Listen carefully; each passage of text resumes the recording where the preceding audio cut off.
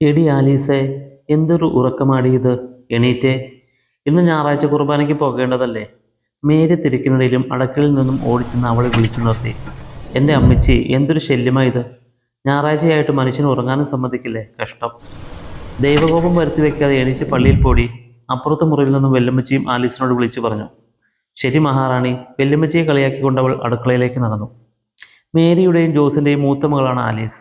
അവൾ 10ാം ക്ലാസ്സിൽ പഠിക്കുന്നു. പഠനത്തിൽ മിടുക്കിയാണ് അവൾ. ഇളയ കുട്ടിയാണ് ലീന. അവൾ 8ാം ക്ലാസ്സിലും പഠിക്കുന്നു. സന്തുഷ്ട കുടുംബമായിരുന്നു അവരുടേത്. എന്നാൽ ഇപ്പോഴോ 2 വർഷമായിട്ട് ആ കുടുംബത്തിൻ്റെ പൂർണ്ണ ഉത്തരവാദിത്വം മേരിക്ക് മാത്രമായി. അച്ഛനായ ജോസ് ആകട്ടെ കുടുംബത്തിൽ ഒരു ഉത്തരവാദിത്വം കാണിക്കാതെ കൂട്ടുകാരുമൊത്ത് കുടിയും ചീട്ടുകളിയുമായി ജീവിതം തള്ളി നീക്കുന്നു. 2 പെൺമക്കളാണ് വളർന്നു വരുന്നതെന്നുള്ള ഒരു ചിന്തയും അയാൾക്കില്ല. ആകെ ചെയ്യുന്ന പണിയാകട്ടെ സ്വന്തം പറമ്പിലെ 50ഓളം റബ്ബർ വെട്ടും. അത് മേരി ചേച്ചിയുടെ നിർബന്ധത്താൽ. പണ്ടൊക്കെ മറ്റു വീടുകളിലെ റബ്ബർ തോട്ടങ്ങളിലൊക്കെ ടാപ്പിംഗ് ചെയ്യാൻ പോകുമായിരുന്നു ജോസേട്ടൻ. നല്ല വരുമാനവും ഉണ്ടാക്കിയിരുന്നു. ഇപ്പോൾ കൂട്ടുകൂടലും കുടിയും മാത്രമായി മാറി. വേഗത്തിൽ പശുവിനെ കറന്നെടുത്ത പാലുമായി തൊഴുത്തിൽ നിന്നും മേരി ചേച്ചി എത്തി. പാല് പല കുപ്പികളിൽ നിറച്ച് അടുത്ത വീടുകളിലേക്ക് കൊടുത്തുവിട്ടു. ഇളയ കുട്ടി ലീനയ്ക്കാണ് പാല് വീടുകളിൽ കൊണ്ടു കൊടുക്കേണ്ട ഡ്യൂട്ടി. എടി ആലീസെ, കുറച്ച് വൈക്കോല് പശുവിനിട്ട് കൊടുത്തിട്ട് വേഗം പോയി കുളിച്ചിട്ട് വാ. ശരി അമ്മച്ചി. ആലീസ് മറുപടി പറഞ്ഞിട്ട് വേഗം കുളിക്കാനായി പോയി. കോഴിക്കോട് തുറന്നുവിട്ട് കോഴിക്ക് തീറ്റയും കൊടുത്തിട്ട് മേരി ചേച്ചിയും കുളിക്കാനായി പോയി. പാല് വിറ്റും കോഴിമുട്ട വിറ്റും പറമ്പിലെ കുറച്ച് റബ്ബറും മാസച്ചട്ടി നടത്തിയുമൊക്കെയാണ് മേരി ചേച്ചി ആ കുടുംബം മുന്നോട്ട് കൊണ്ടുപോകുന്നത്. റബ്ബർ സീറ്റ് വിൽക്കുമ്പോൾ ടാപ്പിംഗ് ചെയ്യുന്നതിനൊരു വീതമായി ഒരു തുക ജോസേട്ടൻ അയാൾക്ക് മിനുങ്ങാനായി എടുക്കുമായിരുന്നു. അമ്മയും മക്കളും കൂടി കുളി കഴിഞ്ഞ് വേഗത്തിൽ ഞായറാഴ്ച കുർബാനയ്ക്കായി പള്ളിയിലേക്ക് പോയി. ജോസേട്ടൻ മാത്രം പള്ളിയിൽ പോയില്ല. പണ്ടൊക്കെ സ്ഥിരമായി പള്ളിയിൽ പോയിരുന്നതായിരുന്നു. പിന്നെ തീർത്തും പോകാണ്ടായി. വഴിയിൽ വെച്ചെങ്ങാനും പള്ളിയിലച്ഛനെ കാണുമ്പോൾ മുങ്ങുകയും ചെയ്യും. കുർബാന കഴിഞ്ഞ് പള്ളിയുടെ വെളിയിലെത്തിയ അവരെ പിറകിൽ നിന്നും അച്ഛൻ വിളിച്ചു. ആലീസേ, ഒന്ന് നിന്നേ. എന്താ അച്ഛാ? നിന്റെ പഠിപ്പൊക്കെ എങ്ങനെ പോണു? കുഴപ്പമില്ല അച്ഛാ, നന്നായി പഠിക്കുന്നുണ്ട് ഞാൻ. ആലീസ് മറുപടി പറഞ്ഞു. ആ കുടുംബത്തിൻ്റെ എല്ലാ കാര്യങ്ങളും അച്ഛനെ അറിയാമായിരുന്നു. ആലീസിന് വലിയ ഇഷ്ടമായിരുന്നു അച്ഛന്. കാരണം ആലീസ് നന്നായി പാട്ട് പാടുമായിരുന്നു. മേരി, എനിക്ക് ജോസിനോട് കുറിച്ച് സംസാരിക്കണം. നീ അവനോട് എന്നെ ഒന്ന് കാണാൻ പറ. അച്ഛൻ പറഞ്ഞു. പറയാം അച്ഛാ. അവൻ എന്നെ കണ്ടാൽ പിശാചിന് കുരിശ് കാണും പോലെയാണ്. അപ്പോൾ തന്നെ ഓടി ഒളിക്കും. ചെറുചിരിയുടെ അച്ഛൻ പറഞ്ഞു. അത് കേട്ട് ആലീസിനും ലീനയ്ക്കും ചിരി അടക്കാൻ കഴിഞ്ഞിരുന്നില്ല. അച്ഛനോട് യാത്ര പറഞ്ഞ് മൂവരും പള്ളിയുടെ നടയിറങ്ങുമ്പോൾ താഴെ റോഡ് സൈഡിൽ പുത്തനൊരു ബെൻസ് കാർ പാർക്ക് ചെയ്തിരുന്നു. നാട്ടിലെ വലിയ പ്രമാണിയായ ജിമ്മിച്ചായൻ്റെ മകൻ ടോണിയായിരുന്നു ആ കാറിൽ. എല്ലാ ഞായറാഴ്ചകളിലും ടോണി ഇങ്ങനെ കാത്തു നിൽക്കുമായിരുന്നു. അത് ആലീസിനെ കാണാനായിരുന്നുവെന്ന് അവൾക്ക് നന്നായി അറിയാം. അന്നൊരിക്കൽ പള്ളിയിൽ തൻ്റെ പാട്ട് കേട്ടിട്ട് ടോണി നേരിട്ട് വന്ന് അവളോട് തൻ്റെ പാട്ട് വളരെ നന്നായിരുന്നുവെന്ന് പറഞ്ഞിരുന്നു. അന്നു മുതലാണ് ടോണി തന്നെ ഒളിക്കണ്ണിട്ട് കൊണ്ട് നോക്കാറും ഇങ്ങനെ കാത്തു നിൽക്കാറുമുള്ളത്. പക്ഷേ ഇതൊന്നും ലീനയ്ക്കും അമ്മച്ചിക്കും അറിയില്ലായിരുന്നു. അവർ പള്ളിയിൽ നിന്നും വീട്ടിലെത്തിയ ഉടനെ തന്നെ ജോസേട്ടൻ വീട്ടിൽ നിന്നും ഇറങ്ങിക്കൊണ്ട് ചോദിച്ചു. അമ്മയും മക്കളും ഇതെവിടെയായിരുന്നു ഇതുവരെ? പള്ളിയിലെന്നാ വല്ല കല്യാണവും ഉണ്ടായിരുന്നോ? ചെറിയോടെ ജോസേട്ടൻ ചോദിച്ചു. ഇല്ല പച്ച, ലീനമോൾ പറഞ്ഞു. പള്ളിയിലച്ഛൻ അമ്മച്ചിയോട് സംസാരിക്കാൻ വന്നതാ. ജോസിനോട് എന്നെ വന്നൊന്ന് കാണണമെന്ന് പറയുന്നത് കേട്ടു. അയ്യോ വേണ്ടായേ, അങ്ങേരുടെ ഒടുക്കത്തെ ഉപദേശം കേൾക്കാൻ നമ്മളില്ലേ? അത് കാരണമാണ് ഞാൻ പള്ളിയിൽ പോലും വരാത്തത്. പരിഹാസഭാവത്തോടെ ജോസേട്ടൻ പറഞ്ഞുകൊണ്ട് വീട്ടിൽ നിന്ന് ഇറങ്ങി നടന്നു. ഞായറാഴ്ചകളിൽ ഇങ്ങനെയാണ്. പള്ളിയിൽ പോയി അവർ വന്നാലുടൻ തന്നെ ജോസേട്ടൻ വീട്ടിൽ നിന്നും ഇറങ്ങി കൂട്ടുകാരുടെ വീടുകളിൽ കൂടും. പിന്നെ കുടിയും തമാശകളുമായി രാത്രിയായിട്ട് വീട്ടിൽ കയറുകയുള്ളൂ. ഡ്രസ് മാറി വന്ന ആലീസിൻ്റെ കയ്യിൽ കപ്പ തൊണ്ട് കളഞ്ഞ് കഷങ്ങളാക്കാൻ കൊടുത്തിട്ട് മേരി ചേച്ചി തൊടിയിലെ കാന്താരിമുളക് പറിച്ചെടുക്കാനായി പോയി. കാന്താരിമുളകുമായി പരിഭ്രാന്തരായി വന്ന അമ്മച്ചിയോട് ലീനമോൾ ചോദിച്ചു. എന്താ അമ്മച്ചി ഇങ്ങനെ പേടിച്ചിട്ടിരിക്കുന്നത്? ആലീസ് എന്തേടി? അവളോട് തൊടിയിലേക്ക് എങ്ങാനും ഇറങ്ങല്ലേ എന്ന് പറ. എന്താ അമ്മച്ചി പറ്റിയത്? ആലീസ് അടുത്തേക്ക് വന്ന് ചോദിച്ചു. എൻ്റെ ആലീസേ, ഞാൻ കപ്പയ്ക്ക് കൂട്ടാനായി കാന്താരിമുളക് പറിക്കാൻ ചെന്നതാ. ഞാൻ ആദ്യം കണ്ടില്ല, പിന്നെയാ കണ്ടത്. വലിയൊരു മഞ്ഞച്ചേര. എന്നെ കണ്ടതും ഒറ്റ പാച്ചിൽ എൻ്റെ കാലിൻ്റെ തൊട്ടു മുന്നിലൂടെയാണ് പാഞ്ഞു പോയത്. അത്രയുള്ളോ? അമ്മച്ചിയുടെ മുഖം കണ്ടപ്പോൾ ഞാൻ വിചാരിച്ചു വല്ല രാജവെമ്പാലയുമായിരിക്കുമെന്ന്. ചിരിച്ചുകൊണ്ട് അവൾ പറഞ്ഞു.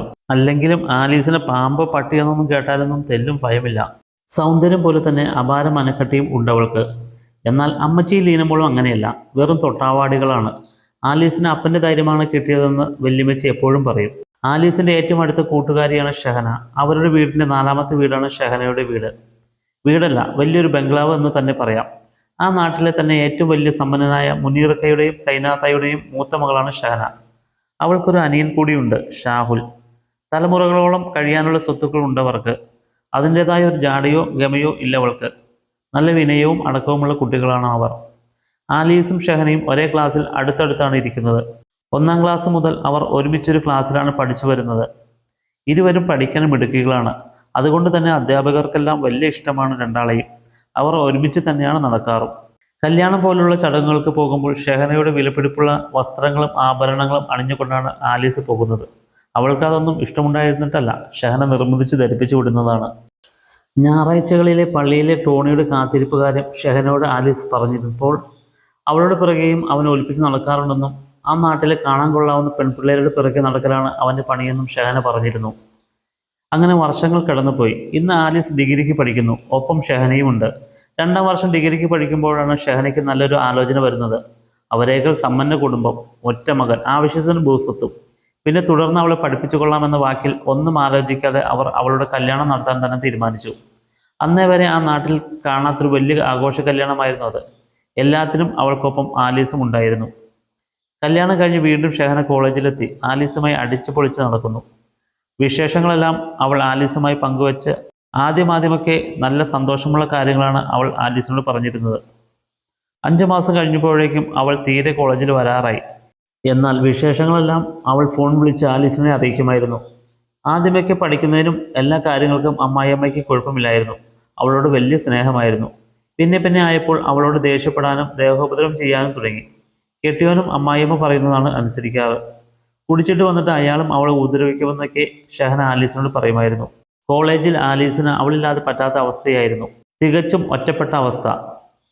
അങ്ങനെ ഏറെ താമസിക്കാതെ ഒരു ദിവസം കോളേജ് കഴിഞ്ഞ് വീട്ടിലെത്തിയപ്പോഴാണ് ആ വാർത്ത കേട്ട് അവൾ ഞെട്ടിത്തരിച്ചു പോയത്.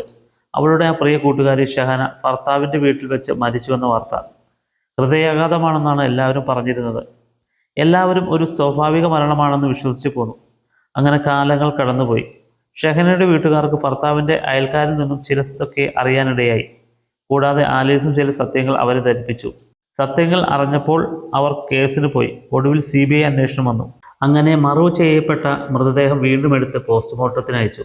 അതിൻ്റെ റിസൾട്ടിൽ മാരകമായ വിഷം അകത്തു ചെന്നിട്ടാണ് അവൾ മരണപ്പെട്ടിരിക്കുന്നതെന്ന കാര്യം തെളിഞ്ഞു. പോലീസ് അവളുടെ ഭർത്താവിനെയും അമ്മായിയമ്മയെയും കസ്റ്റഡിയിലെടുത്ത് ഇരുമ്പഴിയിലാക്കി.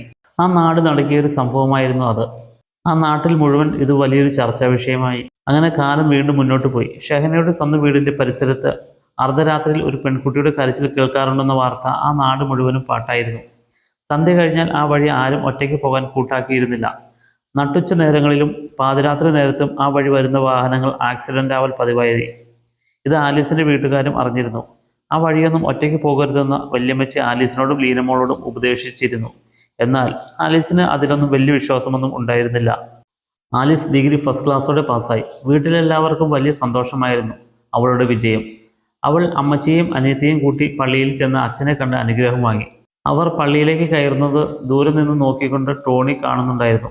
അമ്മച്ചിയും ലീനമോളും അച്ഛനോട് സംസാരിച്ചിരിക്കവേ അവർ കാണാതെ ടോണി ആലീസിനോട് സംസാരിച്ചു.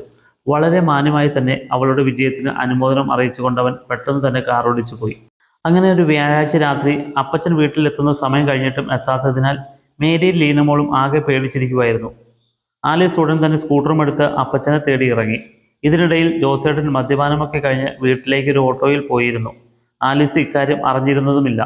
അവൾ തിരികെ ഷെഹനയുടെ വീടിൻ്റെ വളവിൽ എത്തിയപ്പോൾ പാതിരാത്രിയാണ്. ഒരു കരച്ചിൽ കേട്ടു. ആദ്യം അവൾക്ക് തോന്നിയതായിരിക്കുമെന്ന് കരുതി വണ്ടി നിർത്തി. വീണ്ടും ആ കരച്ചിൽ അവളുടെ ചെവിയിലെത്തി.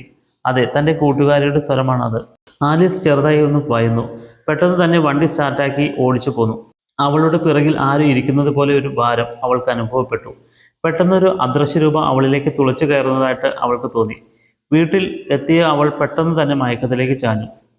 നേരം വെളുത്തപ്പോൾ അമ്മച്ചി വിളിച്ചു. എടി ആലീസേ, ഞാൻ പശുവിനെ കറക്കാൻ പോകുക, നീ അടുപ്പത്തിരിക്കുന്ന കറിയൊന്ന് നോക്കിയേക്കണേ. മറുപടിയില്ല. മേരി ചേച്ചി പശുവിനെ കറന്ന് പാലുമായി കുപ്പികളിൽ നിറച്ച് അടുക്കളയിലേക്ക് ചെന്ന് അടുപ്പത്തിരിക്കുന്ന കറി ഇതുവരെ വാങ്ങി വച്ചിട്ടില്ല. കറിയാക്കി വെന്തുപോയിരിക്കുന്നു. ദേഷ്യത്തോടെ മേരി ചേച്ചി വീണ്ടും ആലീസിന്റെ മുറിയിലേക്ക് ഓടിച്ചെന്നു. എടി ആലീസേ, നീ എന്നെ ഉറക്കമായത്? ആലീസേ, എണീക്കടി. ആലീസ് മെല്ലെ കണ്ണുകൾ തുറന്നു. അവൾക്ക് ഒന്നും ഉരിയാടാൻ കഴിഞ്ഞില്ല. മേരി ചേച്ചിക്ക് ദേഷ്യം കൂടി വന്നു. എടി, നിനക്കെന്താ ചെവി കേൾക്കില്ലേ ആലീസേ? നീ എന്താ എണീക്കാൻ വൈകുന്നേ? ഞാൻ നിങ്ങളുടെ ആലീസ് അല്ല, അവൾ ഗൗരവ സ്വഭാവത്തിൽ പറഞ്ഞു. ആദ്യമൊക്കെ തമാശയാണെന്ന് കരുതിയ മേരി ചേച്ചിക്ക് പിന്നീട് അവളിലെ സംസാര രീതിയും മാറ്റങ്ങളും കണ്ട് പേടിയായി. ഉടനെ തന്നെ വെല്ലുമച്ചി എത്തി. അവർക്ക് കാര്യം പിടികിട്ടി. നമ്മുടെ ആലീസിന്റെ ശരീരത്തിൽ അവളുടെ കൂട്ടുകാരുടെ ആത്മാവ് കയറി പറ്റിയിരിക്കുന്നു. ദുർമരണം നടന്നാൽ ആത്മാവ് പോകില്ല, അത് അവിടെവിടങ്ങളിൽ ഗതി കിട്ടാതെ അലഞ്ഞു നടക്കും. പിന്നീട് അവർക്ക് ജീവിതത്തിൽ ഏറ്റവും പ്രിയപ്പെട്ടവരുടെ ശരീരത്തിൽ കയറി കുടികൊള്ളും. അതാണ് ഇവിടെ സംഭവിച്ചിരിക്കുന്നത്. അങ്ങനെ മരുന്ന് മന്ത്രങ്ങൾ കൊണ്ടും ഒരു പരിധിവരെ ആലീസിനെ ജീവിതത്തിലേക്ക് കൊണ്ടുവന്നു. എന്നാൽ അവളുടെ ദേഹത്ത് കൂട്ടുകാരുടെ ആത്മാവ് കയറിയത് ആ നാട്ടിലാകെ പാട്ടായി. ബന്ധുക്കൾ പോലും ആലീസിനോട് സംസാരിക്കാനോ മുന്നിൽ വരാനോ കൂട്ടാക്കിയില്ല. എല്ലാവരും അവളെ ഒരു ഭ്രാന്തിയെ പോലെ കാണാൻ തുടങ്ങി. കാലങ്ങൾ കടന്നുപോയി. അവൾക്ക് വിവാഹപ്രായമെത്തി. വിവാഹാലോചനകൾ വന്നു തുടങ്ങി. വരുന്ന ചക്കന്മാർക്കെല്ലാം ആലീസിന് ഇഷ്ടമായെങ്കിലും നാട്ടിലേക്ക് അന്വേഷിക്കുമ്പോൾ ഇക്കാര്യം പറഞ്ഞ് കല്യാണം മുടക്കിക്കൊണ്ടിരുന്നു. മേരി ചേച്ചിക്കും ജോസേട്ടനും ഇനി എന്ത് ചെയ്യുമെന്ന അവസ്ഥയായി. ജീനമോൾക്കും വിവാഹപ്രായമായി വരുന്നു. ആലീസിന്റെ കെട്ട് കഴിഞ്ഞിട്ട് വേണം അവൾക്കും നോക്കാൻ. ഇതിനിടയിലും ഞായറാഴ്ചകളിൽ പള്ളിയിൽ എത്താറുണ്ടായിരുന്നു ആലീസ്. ടോണിയും അവളോട് സംസാരിക്കാനായി പലവട്ടം ശ്രമം നടത്തിക്കൊണ്ടിരുന്നു. അമ്മച്ചിയും ലീനയും കൂടെയുള്ളത് കൊണ്ട് ആലീസിനോട് അവന് സംസാരിക്കാൻ കഴിയാറില്ല. എങ്കിലും കാണാൻ പറ്റുന്നുണ്ടല്ലോ, അവന് സന്തോഷമായി. ആലീസിനെ ഓരോ ദിവസം കൊണ്ടുവരുന്ന കല്യാണാലോചനകൾ മുടങ്ങിക്കൊണ്ടിരുന്നു. അതിനിടയിലാണ് ടോണിയുടെ അപ്പച്ചൻ ജിമ്മിച്ചായൻ്റെ മരണം. അതിരുവിട്ട മദ്യപാനവും തന്നിഷ്ട ജീവിതവും ജിമ്മിച്ചായനെ ഒരു മാറാരോഗിയാക്കിയിരുന്നു. ഇപ്പോഴിതാ മരണവും. ആലീസിൻ്റെ വീട്ടുകാരും അയാളെക്കുറിച്ച് സംസാരിക്കുന്നു. ഒരുപാട് സ്വത്തുക്കളൊക്കെ ഉണ്ടായിട്ടും ഒറ്റ മകനല്ലേ ഉള്ളൂ എന്നൊക്കെ ജോസേട്ടൻ പറഞ്ഞുകൊണ്ടിരുന്നു. ഒരു ഞായറാഴ്ച ആലീസും അമ്മച്ചിയും ലീനമോളും കൂടി പള്ളിയിൽ നിന്നും നടയിറങ്ങി വരികയായിരുന്നു. താഴെ അവരെയും കാത്ത ഒരു ബെൻസ് കാർ കിടപ്പുണ്ടായിരുന്നു. അതിൽ ടോണിയും അവൻ്റെ മമ്മയുമായിരുന്നു. അവർ താഴെ ഇറങ്ങിയ ഉടൻ തന്നെ കാറിൽ നിന്നും അവർ ഇറങ്ങി. ഞാൻ ലിൻഡ, ടോണിയുടെ മമ്മിയാണ്. ആലീസിനെ ഞാൻ ശ്രദ്ധിക്കാറുണ്ടായിരുന്നു. അവളുടെ പാട്ട് എനിക്ക് വലിയ ഇഷ്ടമാണ്. ഇപ്പോൾ വന്നതിൻ്റെ ഉദ്ദേശം നിങ്ങളുടെ എല്ലാ കാര്യങ്ങളും എനിക്കറിയാം. എല്ലാം ടോണിമോൻ വന്ന് എന്നോടും പപ്പയോടും പറയുമായിരുന്നു.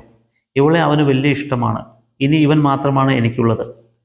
നിങ്ങളുടെ ആലീസ് മോളെ എനിക്ക് വേണം, എൻ്റെ ടോണിയുടെ പെണ്ണായിട്ട്. അടുത്ത ശനിയാഴ്ച ഞങ്ങൾ വരുന്നുണ്ട് വീട്ടിലേക്ക് പെണ്ണ് ചോദിക്കാനായി. മേരി ചേച്ചിക്ക് ലീനമോൾക്കും എന്താ സംഭവിക്കുന്നതെന്ന് മനസ്സിലായില്ല. അവർ തരിച്ചുപോയി.